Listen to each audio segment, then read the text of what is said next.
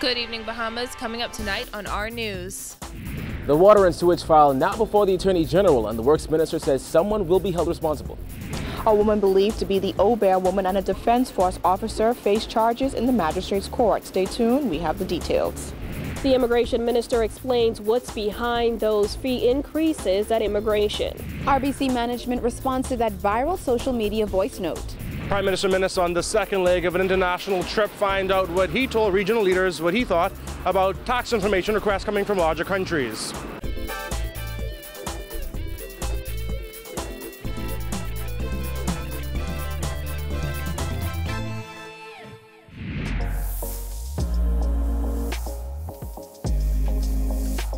Our news is brought to you by Alive.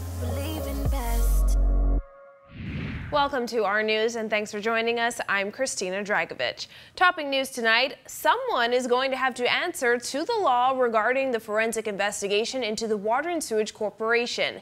This as Works Minister Desmond Bannister says the file is now before the Attorney General. Kyle Joaquin tells us more. Nothing political involved with it. It would be independent advice from highly competent counsel, and we anticipate that when we get that advice, we will take action. Bannister said people are going to have to account for the serious findings in that report from Ernst & Young. The audit found numerous irregularities, including a $9.6 million contract awarded to Nassau Island Development in May 2013, a project that ended up costing the government nearly 2 times that amount. Bannister said there's a question of who issued 2 checks, one for $1 million and the other for $800,000. We've written to the Attorney General to ask him to advise us whether there was misfeasance in office in relation to the officers who would have released that check, and if there is those checks, and if there was, for him to take appropriate action to get the Bahamian people's money back. Bannister has already made it clear that former Works Minister Philip Davis was not the one responsible for the payments. The auditors reviewed over 108 pieces of evidence on laptops and tablets, conducted forensic imaging of the corporation's server, collected over 48,000 gigabytes of data, and reviewed 50,000 documents to compile the damning information in that report. The minister said all that info led to a lot more findings for which others will have to answer. There are a number of other issues that arise out of the Water and Sewage report that Council for Water and Sewage are looking at and will give advice on with respect to. We believe that there are going to be a number of actions arising out of that. So what exactly has the government learned from the findings of that report, and what will be different? It's a question we put to the new minister. The chairman is very active. There are some more changes that are coming that I can't speak to now. But yes, I expect a whole lot of changes. I expect accountability will come out of it. Now again, the Works Minister says there were several other findings in that audit that will more than likely result in other people being taken before the court. Reporting for our news, I'm Kyle Joaquin.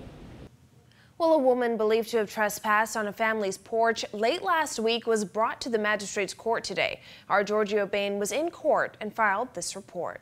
After a video went viral last week, a woman believed to be the Obeah woman faces charges here in the magistrate's court. A Haitian woman living in the Bahamas was charged with trespassing in the magistrate's court today. 37-year-old Judith Alsame is accused of trespassing on Mary Taylor's Carmichael Road property on Friday, April 13th.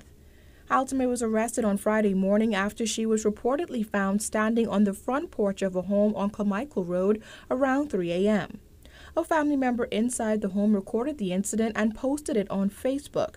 In the viral video, a woman is seen dressed in a white sheet with another fabric wrapped around her head. She is seen leaning on a table, appears to be motionless, and doesn't speak. In court today, when asked to enter a plea, Alsame, who did not have an attorney, said no. Magistrate Ambrose Ambrista then explained what a guilty plea meant. Asked again whether she wanted to plead guilty or not guilty, Alsame said no. Magistrate Ambrista said he would interpret her response as a not guilty plea. Asked how long she had been living in the Bahamas, Alsame said 6 years. Noting that the charge does not require a custodial sentence, Ambrista granted Alsame bail in the amount of $500 with one surety. However, Alsame said she did not see anyone in court who could post her bail. As a result, she was remanded to prison until someone posts her bail. The matter was adjourned until May 14th at 10 a.m. Reporting for R News, I'm Georgia Bain. And Defense Force Officer Tavares Stiles appeared before Magistrate Darren Roll to answer to 2 counts of stealing by reason of service. It's alleged that on March 20th, 2017, Stiles stole $2,200 from Glenvard Bevins, and later on September 12th, 2017, police say Stiles stole $5,353 from Jamal Deal. It is alleged that Bevins paid Stiles to purchase 2 Ford F-150 truck doors on his behalf and received a receipt after the transaction. However, he has yet to receive the truck doors. Additionally, police say Deal paid Stiles to bring in a 2009 Chevy Silverado from the United States and next received the truck. Stiles admitted to receiving the funds, but insisted he was just the middleman and that something went wrong during the shipping. Stiles told the magistrate he has the receipt for the doors and the truck and asked for mercy because he doesn't want to lose his job. Roll said he would defer sentencing for 10 days to allow Stiles to get the funds or items to the plaintiffs. He will be remanded to the Bahamas Department of Corrections until April 30th.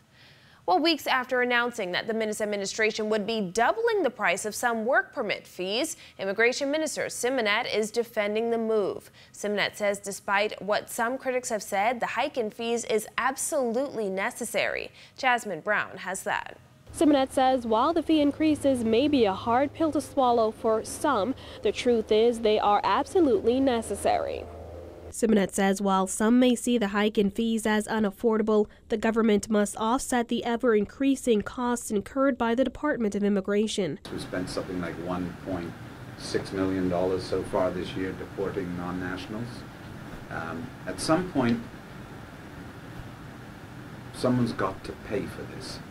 During his mid-year budget communication last month, Simonette announced that some work permit fees are expected to increase by 100% this summer. Simonette pointed out that work permit fees have not been increased in a decade. The new fees are expected to come into effect when the government's new budget cycle begins on July 1st. Simonette said the price for the lowest level permit will move from $1,000 to $2,000. These work permits are those positions such as live-in housekeepers. The immigration minister says it's not as big a deal as some are making it out to be. There's only a couple of changes, and they're mainly in the low-end $1,000 bracket.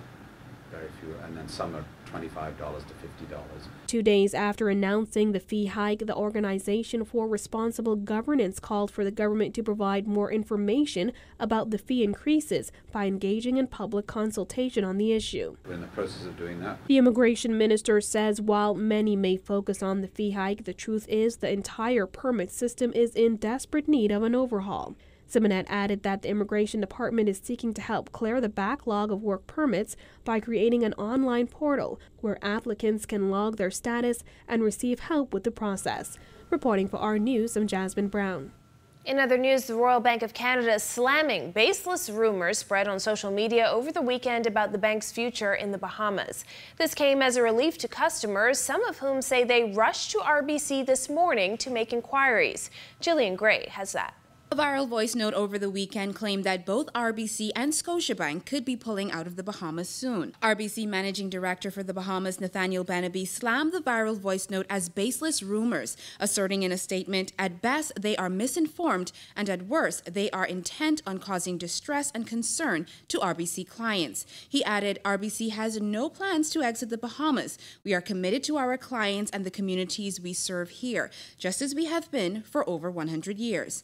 Finance Minister Peter Turnquest also shot down what he calls false information uttered in the 4-minute voice note. He explained, Bahamian deposits with all commercial banks are protected through strict regulations imposed by the Central Bank of the Bahamas. These statements were a relief to some RBC customers who were in panic mode over the weekend. I think that was true. I think that was just some kind of, scheme or someone saying something just, piss someone off. Once I saw the information circulating on social media, I had some concern about it at the time, but after I listened to you this morning at 7:30, and I heard the Deputy Prime Minister, who also is the Minister of Finance, That put everything to ease. I was comfortable. It made me question actually what their intentions really are. I mean, in terms of you seeing them going digital, I'm not sure whether they're going to stay in the Bahamas. That's how I feel about it. It's unclear what prompted the rumors, however. In recent months, RBC has made a number of major changes, including digitizing its system and closing certain branches on New Providence and the Family Islands. But as it stands now, I am very comfortable with my funds being in Royal Bank. Otherwise, I am okay with them. Well, for now, I am. For now, but I'm going to monitor it, definitely. Keep a close eye. In the meantime, the Deputy Prime Minister advised Bahamians against circulating false reports and assured that there is no cause for alarm. Reporting for Our News, I'm Jillian Gray. Well, Prime Minister Dr. Hubert Minnis arguing that the Bahamas has made significant progress in rooting out corruption. However, larger countries need to be more considerate of the realities facing small nation states. The announcement coming out of the plenary session of the Summit of the Americas. Here's Jared Higgs. Following a blacklisting by the European Union, Prime Minister Dr. Hubert Minnis told OAS leaders that while the Bahamas is committed to higher standards of accountability, what is more important is a top-level regional commitment to the exchange of tax information. He says in the past, standards were imposed without sufficient consultation. We also applaud the inclusion of a mandate to establish a hemispheric focus upon tax information exchange that has, until now, been a rather one-sided, indeed lopsided conversation. Too often, small states are subject to norms developed without meaningful engagement with us, norms that may not be applied uniformly to all jurisdictions. We look forward to a balanced dialogue where we meet as equals on matters that are of importance to us all. The Bahamas was dubbed a non-cooperative tax jurisdiction by the European Union back in March, with Finance Minister Peter Turnquest and Financial Services Minister Brent Simonet jetting straight to Europe to discuss matters with technocrats on that continent. While Minnis didn't specifically mention the Bahamas' blacklisting, he lamented the consequences these major sanctions can bring about to small island developing states. When setting regional or international standards, there is a need to minimize unintended consequences that negatively impact small economies in the hemisphere, especially when devising regulatory mechanisms.